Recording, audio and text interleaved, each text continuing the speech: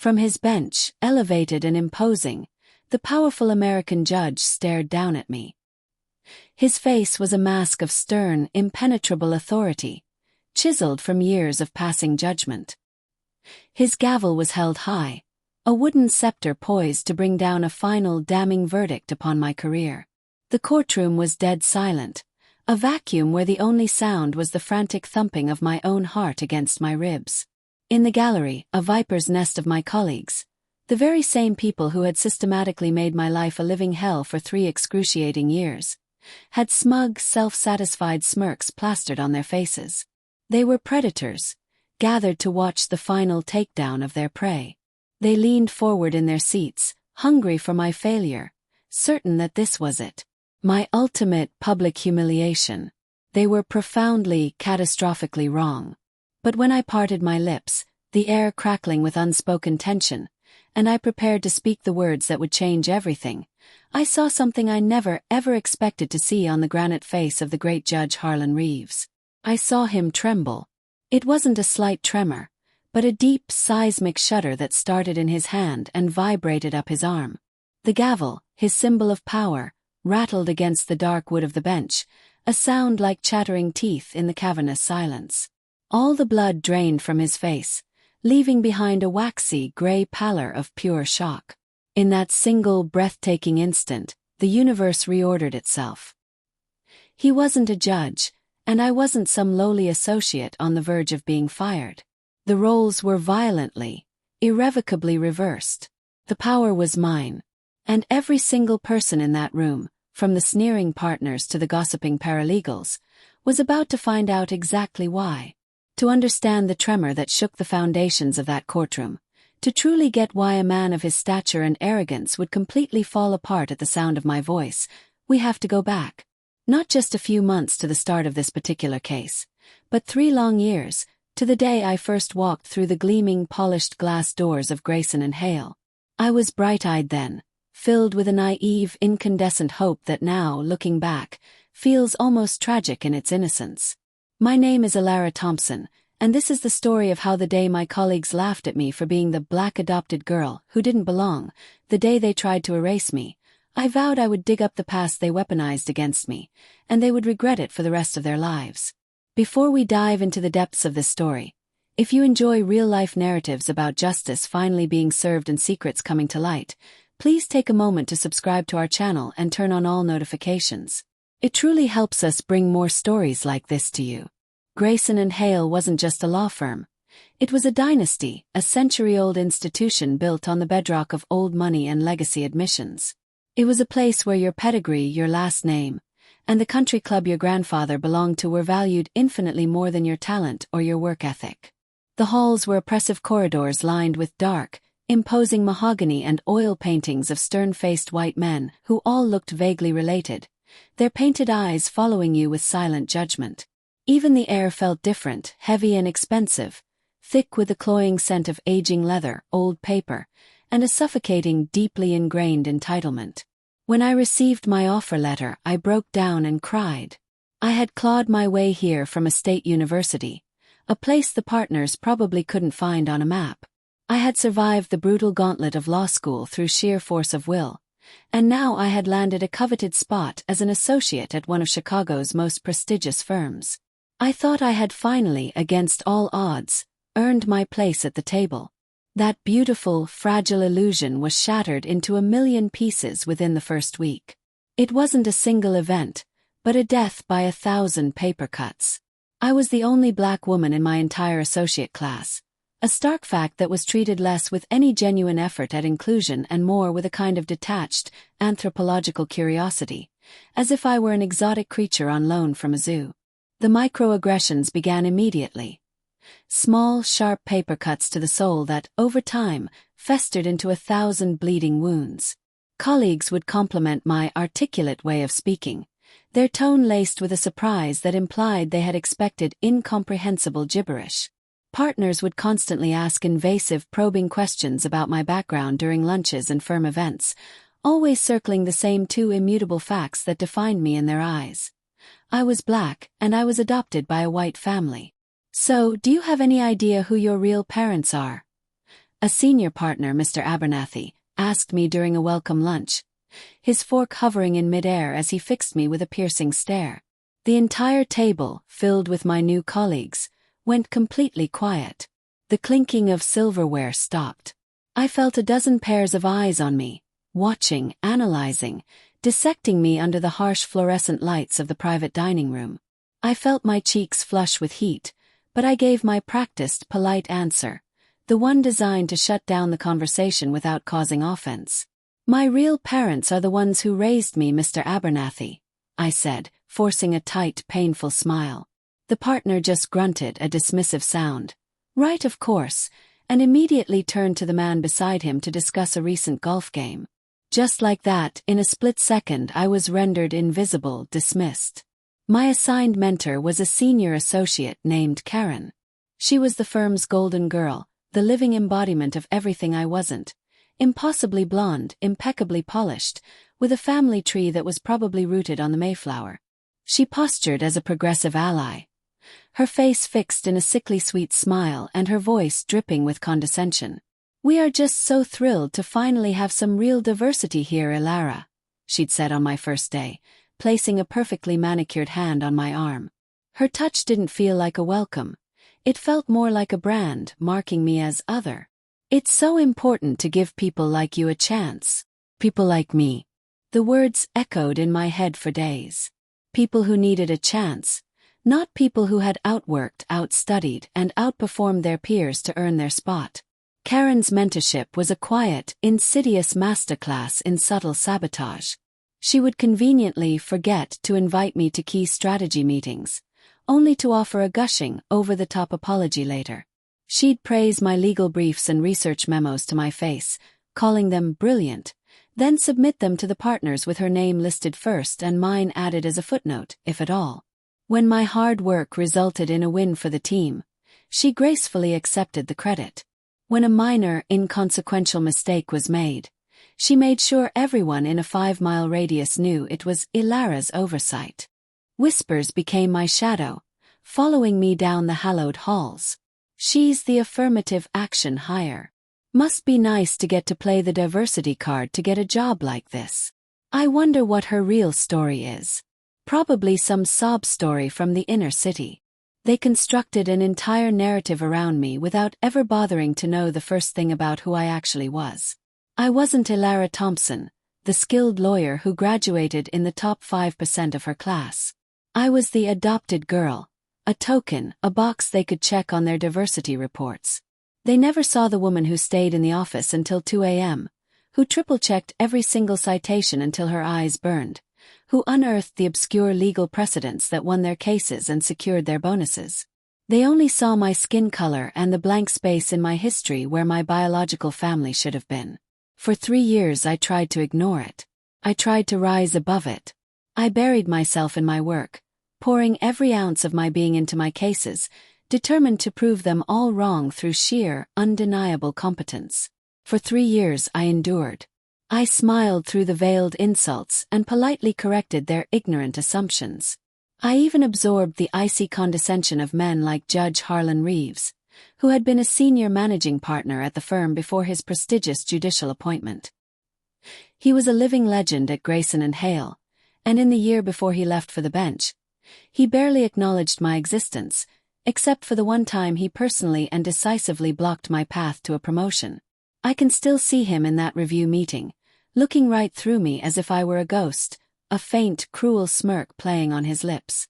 "Miss Thompson is competent," he had announced to the other partners, his voice laced with boredom. "But she lacks a certain pedigree. The kind of background our clients have come to expect and feel comfortable with." Pedigree. It was such a polite, clean word for what he really meant.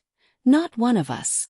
I walked out of that meeting with my head held high, refusing to let them see me cry, but my spirit felt like it had been shattered into a million tiny pieces. That was the moment I finally, painfully realized that no amount of hard work, no number of billable hours, no string of legal victories would ever be enough. In their world, I'd always be the black adopted girl playing dress-up, an imposter in their exclusive club. The breaking point didn't come during a high-stakes case or in a formal meeting. It happened on a random, miserable Tuesday morning, in the sterile, soulless break room on the 45th floor. The cheap fluorescent lights buzzed aggressively overhead, casting a sickly yellow pallor on everything. The air smelled of burnt coffee and Karen's cloying, expensive perfume. I was just trying to get a cup of coffee, a pathetic attempt to fuel myself for another grueling 12-hour day of being ignored and undermined. Karen was there, flanked by two of her loyal cronies, fellow associates named Jessica and Mark. They were laughing loudly about some inside joke, but their laughter died the instant I walked in, replaced by a sudden, heavy silence. I tried to ignore them, my entire focus on the sputtering coffee pot as if it were the most fascinating object in the world. "Oh, Ilara," Karen started, her voice a weapon cloaked in fake sympathy. "We were just talking about the firm's fundraiser this weekend. It's at the yacht club. It's a terribly exclusive event. You probably wouldn't feel very comfortable there." I continued pouring my coffee, my hand surprisingly steady. "I'm sure I'd manage to survive, Karen." Jessica snickered from beside her. "It's not about managing, Ilara. It's about fitting in. You know, the culture." I turned then, the cheap ceramic mug warm in my hands, a small anchor in the storm that was beginning to rage inside me. "And what culture would that be, Jessica?" "That was my mistake." I engaged. I let them know they were getting to me, and it was like blood in the water. Karen's eyes glittered with a triumphant, malicious glee. She took a step closer, invading my personal space, and lowered her voice as if she were sharing a delicious secret, but it was still loud enough for everyone in the room to hear clearly. "Ilara, sweetie," she said, placing that branded hand on my arm again. "You're so incredibly brave, pretending to be one of us day after day. But let's be real, adopted from who knows where, dark skin in a sea of us. You'll never make partner. It just isn't going to happen." Mark chuckled, a short, barking sound of derision. "Yeah, your name isn't on any of the buildings, Thompson. Face it, you're a diversity statistic for the firm's glossy brochure. That's all you'll ever be here." A volcanic heat rose in my chest, a choking, fiery rage that stole the air from my lungs. The room felt like it was shrinking, the walls closing in. Their smug, hateful faces swam before my eyes. For 3 years, for over 1,000 days, I had swallowed their poison. I had smiled through their cruelty, absorbed their slights, and maintained a professional dignity I didn't know I possessed. But this was different. This wasn't a whisper behind my back. This was a public declaration of my worthlessness. They were telling me to my face that I was nothing, that I would always be nothing because of a past they knew absolutely nothing about. My hands began to tremble, the coffee sloshing over the rim of the mug.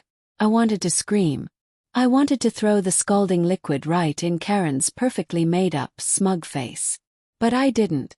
I just stood there, frozen, as their cruel laughter echoed in the small, sterile room. In that moment, something inside me didn't just break. It hardened. The hot tears I was desperately choking back turned to solid ice in my veins. I looked directly into Karen's cold, merciless blue eyes. I didn't say a single word. I just held her gaze, my own filled with a promise of retribution that she was too arrogant to understand, and I watched until her condescending smile finally faltered. Then, with deliberate calm, I turned, dumped my full, untouched mug of coffee into the sink, and walked out. They had drawn a definitive line in the sand. They had defined me by a past I didn't even know myself. As I walked the long, silent hallway back to my office, a new vow formed in my mind, crystal clear and razor sharp. They wanted to know about my past. Fine. I would find it. And then I would use it to make them regret the day they ever saw my adoption as a weakness. That night, for the first time in 3 years, I left the office at 5 p.m. on the dot. I drove home in a complete daze, their words playing on a torturous, endless loop. Adopted from who knows where. Diversity statistic. You'll never make partner. My apartment, which was usually my sanctuary from the firm's toxicity, felt like a cage. For my entire adult life, I had consciously avoided looking into my own history. My adoptive parents, Sarah and Tom, were kind, wonderful, loving people, but they were deeply overwhelmed by the complexities of a transracial adoption in the 90s. They interpreted my childhood questions about my birth family as a rejection of their love, so I eventually stopped asking to protect their feelings. When I was 16, I had been rummaging in the attic and found a sealed cardboard box with my name, Ilara, written on it in my mother's handwriting. Inside I found my adoption papers. The words on the page were cold, clinical, and utterly inhuman. Infant Jane Doe. Biological mother, unknown. Biological father, unknown. Relinquished voluntarily at birth. The word scared me so much that I slammed the box shut, shoved it back into the darkest, dustiest corner of the attic, and tried to forget it ever existed. But now their mockery, their venom, had given me a new, desperate resolve. I drove the 2 hours to my parents' house, telling a white lie about needing a break from a big case. I waited until they were asleep, their gentle snores echoing through the quiet house. Then, with my heart pounding a frantic rhythm against my ribs, I crept up the creaking stairs to the attic. It took me a few minutes, but I found the box, still sealed, now coated in a thick layer of dust. I didn't open it in the house. I took it back out to my car, sitting in the dark driveway under a sky full of stars. My hands shook as I broke the old tape and pulled out the thin file within. I wasn't a scared teenager anymore. I was a trained investigator, a lawyer. I read every line, every piece of boilerplate text, every signature. And then I saw it. Tucked into a paper flap at the back of the folder was a yellowed, faded sticky note that I must have missed all those years ago. The spidery, faded handwriting said, "Biological family inquiry suppressed per court order number 734. Contact Judge Harlan Reeves for sealed records." Harlan Reeves. The name hit me like a physical punch to the gut. It couldn't be. It was impossible. It had to be a coincidence. But my legal mind was already firing, connecting dots I hadn't even known existed. Judge Harlan Reeves. The Lion of Grayson and Hale. The powerful man who sneered at my lack of pedigree. The man who personally tanked my promotion. My blood ran cold. This wasn't a coincidence. My past wasn't a blank space. It was a locked room, and Judge Harlan Reeves, the man who despised me, held the only key. If you've ever felt like you were on the verge of a breakthrough, that you were about to uncover a truth that could change everything, then you know the feeling I had in that moment. Please hit that like button to show your support, and if you have a friend who loves a good mystery, share this video with them. The next day at the firm was completely surreal. I started digging, using the skills the firm itself had taught me. Old press releases from the firm's internal archives. Archived versions of the company website from the late 1990s. And then there it was. A small, buried notice announcing that Grayson and Hale was downsizing and shuttering its highly successful family law and adoptions wing, to focus exclusively on more lucrative corporate litigation. The partner who had founded and headed that very wing. A much younger, but instantly recognizable, Harlan Reeves. Then came the final, chilling piece of the puzzle. I was walking past a conference room when I heard Karen's voice, loud and full of her usual boastful whining. "Ugh, I'm stuck on archive duty all week," she complained to Jessica. "I have to oversee the shredding of all the old physical files from the 90s. All that boring adoptions wing stuff. Finally cleaning up the firm's old messes. Cleaning up old messes." A cold, terrifying dread washed over me. Those weren't just old files. They were my history. And they were about to destroy it forever. That evening, I did something that could have gotten me disbarred and destroyed the career I had worked so hard to build. I drove to the Cook County Courthouse and used my after-hours paralegal access card to get into the building. In the vast, silent, climate-controlled basement records room, I found the master index for sealed judicial orders. Reeves H. Sealed cases. My hands trembled as I pulled the heavy, dusty box for court order number 734. With a small pry bar from my car's toolkit, I forced the lock. The first thing I saw, stapled to the top sheet of the file, was a photograph of a baby. A tiny, dark-skinned baby with a full head of impossibly black hair and wide, alert, dark eyes. My eyes. Underneath the photograph was a typewritten label, Ilara Jane Reeves, relinquished for adoption. Reeves. My name was Reeves. I stumbled back, my hand flying to my mouth to stifle a gasp. I leaned heavily against a cold metal shelf to keep from collapsing. Judge Harlan Reeves, the racist, elitist monster who had belittled me, who had built his entire career on a platform of traditional family values, was my father? It explained everything with horrifying clarity. His immediate and visceral hostility. His desperate need to keep me down and push me out. His cruel comment about my pedigree. He knew who I was the entire time. My lawyer brain took over even as panic threatened to drown me. Evidence. I needed irrefutable evidence. I ran to the old noisy copy machine in the corner and frantically photocopied every single page. The original birth certificate with his name clearly listed as the father, the relinquishment forms he had personally signed, the court order he himself had overseen to have the records of my existence permanently sealed. Back in my apartment, I spread the documents out on my living room floor. There it was in stark black and white. His signature. My baby picture. The undeniable, soul-shattering truth. He hadn't just let me be adopted. He had actively erased me. A powerful white lawyer with a burgeoning political career couldn't be seen with a black baby. I was a dirty little secret he had buried 25 years ago. The rage that had been simmering for 3 long years finally boiled over, consuming every last bit of my fear and my pain. I was about to show him just how much I belonged in his world, and I was going to burn it all to the ground. The next few days felt like I was walking a tightrope stretched over an active volcano. I went to work, a ghost in a power suit, while a cataclysmic war raged inside of me. The knowledge I now possessed was a heavy, intoxicating, and dangerous burden. The atmosphere at the firm had grown from passively hostile to openly threatening. My late-night, unauthorized trip to the courthouse must have triggered some kind of silent alarm, because the walls were visibly closing in. Karen no longer bothered with her fake sweetness. Her eyes were hard, calculating slits whenever she looked at me. One afternoon she accidentally bumped into me in the hallway, sending a stack of case notes I was carrying scattering across the floor. "So clumsy," she muttered, a cruel smile on her face as she walked away without even bothering to help. The most chilling moment came when I passed Judge Reeves, my father, in the hallway.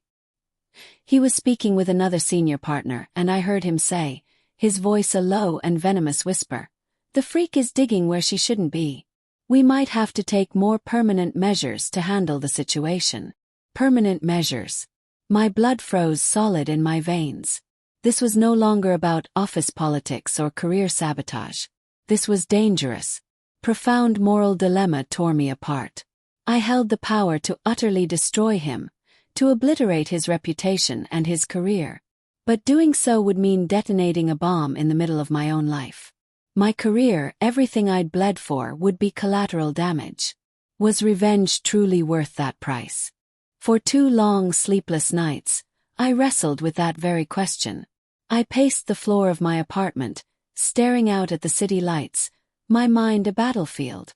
I thought about the scared 16-year-old girl who found a box in the attic and believed she was worthless, a Jane Doe. I thought about the hopeful law student who believed, with all her heart, in the purity of justice. And I thought about the man who had dismissed me for my pedigree, knowing all along that he was the very source of it. He hadn't just given me up. He had judged me and condemned me before I could even speak. My pain, my anonymity had been his shield. My decision was made in the quiet pre-dawn hours of the second night. This wasn't just about revenge anymore. This was about justice. It had to be public. It had to be spectacular. It had to be undeniable. The firm's mandatory quarterly case review was scheduled in 2 days. It was a firm-wide meeting, a command performance for every lawyer from the interns to the managing partners. Judge Reeves often attended as a revered alumnus and guest of honor. It was the perfect stage. I spent the next 48 hours preparing, not for the pro bono adoption appeal I was scheduled to present, but for the performance of my entire life. The boardroom was a long, intimidating slab of polished mahogany that seemed to stretch for miles, perfectly reflecting the grim, powerful faces of the partners. Karen and her friends Jessica and Mark were seated on one side, whispering and shooting smug, triumphant glances in my direction. At the head of the table, like a king on his throne, sat Judge Harlan Reeves, looking regal, untouchable, and utterly bored. He met my eyes for a split second as I entered, and his gaze was filled with a cold, dismissive contempt that no longer intimidated me in the slightest. It only fueled the fire in my soul. And now, Miss Thompson will briefly update us on the pro bono case for the Miller adoption appeal, the managing partner announced, his voice devoid of interest. I walked to the front of the room, the sharp click of my heels on the marble floor the only sound. I took a deep, centering breath. I began speaking about the case, my voice calm, steady, and professional, laying out the facts with precision. Then, just as I had anticipated, Reeves interrupted me. He leaned forward into his microphone, his voice booming with arrogant condescension. Miss Thompson, with all due respect, your emotional appeals and manufactured sob stories won't sway a real court of law. This is a house of law, not a charity for wayward children. Perhaps you should stick to fetching coffee. Laughter, sharp and cruel, erupted from Karen and her friends. This was it. The public execution they had been waiting for. I paused, letting their laughter echo and then die into a deeply awkward silence. I slowly raised my head and looked directly at Judge Harlan Reeves. Actually, Judge, I said, my voice ringing out with a newfound strength that surprised even me.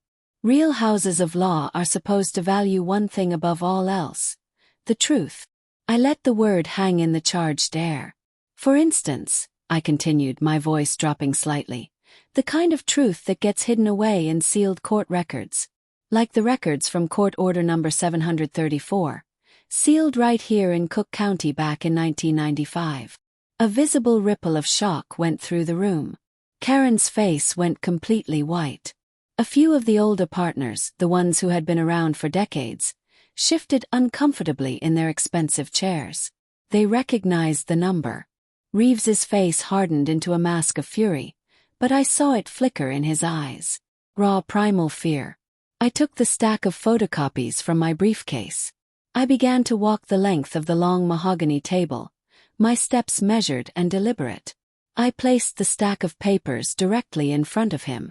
On the top page, in clear detail, was my baby picture. The typewritten label, Ilara Jane Reeves, was perfectly visible.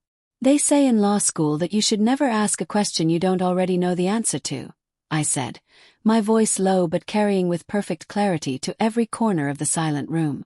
I tapped the relinquishment form with my index finger. Care to explain to the partners why your signature is on my relinquishment papers? Father. Kiss. It was an immediate, silent implosion. Reeves bolted to his feet so violently that he knocked his heavy chair over with a crash. This is preposterous. It's a forgery. Slander, he stammered, his voice cracking with panic. This woman is hysterical. She's mentally unstable. Security. Get her out of here. But his frantic, over-the-top reaction was a confession in itself. The room erupted in gasps and frantic, urgent whispers. Phones were suddenly and discreetly being pulled out, their small red recording lights blinking on like malevolent eyes all around the table. Karen, Mark, and Jessica were frozen in absolute horror, their faces masks of disbelief. Reeves, completely lost in his panic, lunged across the table for the papers. His decades of carefully constructed composure shattered into a million pieces. You don't belong here, he bellowed, his voice raw with a desperation that was terrifying to behold. I made sure of it. I made sure you would never, ever belong. He was admitting it. In front of 24 partners and at least a dozen recording phones. He was confessing to everything. Security guards burst into the room, adding to the pandemonium. It was a full-blown corporate meltdown. And through it all I just stood there, my heart feeling like it was shattering and yet, at the same time, feeling fiercely, terrifyingly alive. The truth, in all its ugly glory, was finally out. As the security guards escorted a broken and defeated Judge Reeves from the room, his wild eyes found mine one last time. Just as they reached the door, he twisted back, his face a mess of shame and terror, and looked only at me. His voice was a broken whisper that only I was close enough to hear. "Ilara, I didn't abandon you. I saved you." The words made no sense. Saved me? From what? He was the villain of my story. Hours later, after the initial storm had passed, they brought him into an interrogation room at the police station where I was waiting to give my formal statement. He wasn't Judge Reeves anymore. He was a shrunken, broken old man. "I'm not your father, Ilara," he said, his voice hoarse and ragged. I stared at him, completely bewildered. "The papers. Your name is Reeves, yes," he said, his eyes, so like my own, filled with a profound and ancient sadness. "But I'm your uncle." And then the true story came tumbling out, a tale darker and more twisted than anything I could have possibly imagined. The adoptions wing at Grayson and Hale hadn't just been a legal practice. It had been a sophisticated front for a child laundering ring. Senior partners, including men who had been sitting in that boardroom, had been using the firm's resources and legal authority to coerce vulnerable young women, often women of color, into giving up their babies. They would then sell the infants to wealthy, desperate clients for exorbitant, off-the-books legal fees. My mother was his younger sister. She had fallen in love with a black man, gotten pregnant, and in a state of youthful panic, went to her powerful older brother's law firm for help. Instead of finding help, she found predators. A young, hungry, and amoral junior associate named Karen was one of the lead conspirators. They planned to take me and sell me through their illegal pipeline. A junior partner who discovered their scheme and threatened to expose them died a month later in a mysterious fiery car accident that was ruled a tragic accident. My uncle, Harlan, was horrified when he found out. He was a flawed man, an elitist, yes, but he was not a monster. He couldn't go to the police without risking his own life and exposing the entire firm to a scandal that would have destroyed it. So he did the only thing he could. He used his immense power and authority within the firm to take personal control of my case. He created a new identity for me, forging documents to list himself as the father to sever the connection to his sister, not to hide me from the world, but to hide me from them. He personally orchestrated my adoption to a simple, loving family far away from Chicago, and then used his judicial connections to seal the records, creating a legal fortress around my past, ensuring that Karen and the other criminals could never find me. He hadn't abandoned me. He had saved my life. "For 25 years I have lived with this secret," he whispered, tears finally streaming down his wrinkled face. "When you showed up at the firm 3 years ago, I was terrified. Karen recognized your name from the old files. They all knew who you were. The insults, the mockery. It was a warning. They were trying to scare you away before you started digging and found out that they were criminals and you were their very first victim." He trembled in that courtroom not because I was exposing his affair, but because he was staring at the living, breathing ghost of his firm's greatest and most heinous crime. He trembled with terror that they would hurt me, and with a desperate sliver of hope that I, the girl he had saved all those years ago, could finally be the one to bring them all to justice. I walked out of that police station as the sun was rising, painting the Chicago skyline in shades of pink and orange. The federal investigations that followed were swift and brutal. Grayson and Hale imploded spectacularly, its century-old legacy reduced to scandalous headlines about corruption, conspiracy, and a baby-selling ring. Karen and the other guilty partners were indicted on federal charges. My uncle, Judge Harlan Reeves, resigned from the bench and became the star witness for the prosecution, finally unburdening himself of a secret that had poisoned his life for 25 years. They all trembled that day in the boardroom. They trembled because their worst nightmare had walked through their doors 3 years ago, not as a diversity hire, but as living, breathing evidence of their crimes. They thought my past was a source of shame to be mocked and used against me. They never, for a second, imagined that it was actually my greatest source of power. They learned, in the most public and humiliating way possible, that you should never ever underestimate someone whose story you do not know, because that story might just be the one that brings your whole world crashing down. Thank you for listening to my story. It's a powerful reminder that our perceived weaknesses, the things society tells us to be ashamed of, can often be the source of our most profound and undeniable strength. For more stories that uncover the truth, be sure to subscribe to the channel, leave your like, and share this video with others. We'd love to hear your thoughts in the comments below. You never know who might need to hear a story of justice and vindication today.